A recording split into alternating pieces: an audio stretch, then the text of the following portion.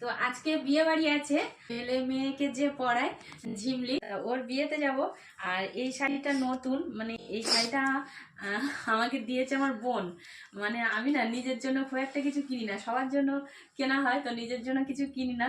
আমার বোন আর দিদি সবসময় বকে, আর ওরা দেয় শাড়ি টাড়ি। আমার বড় দেয়, কিন্তু দিয়েছে পুজোর সময় এটা, এই শাড়িটা। তো এটা এখনো পরা হয়নি, আজকে পরবো। ব্লাউজটাও বানিয়েছি, আর আমি নিজে হাতেই মেকআপ টেকআপ করেছি, চুল বেঁধেছি। এই যে ব্লাউজটা, আর নিজে চুল বেঁধেছি, মেকআপ করেছি। তো এইখানটায় মাঝখানে কিছু দেওয়া হয়নি বলে আমার মেয়ে আবার দোকান থেকে, ওর বাবার দোকান থেকে বলে মাঝখানে এটা দেবে।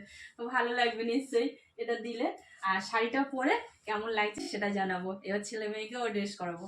আমার ফাইনাল লুক হয়ে গেছে, শাড়িটা পরেছি আর নিজেই পরেছি। হ্যাঁ, কেমন লাগছে জানি না।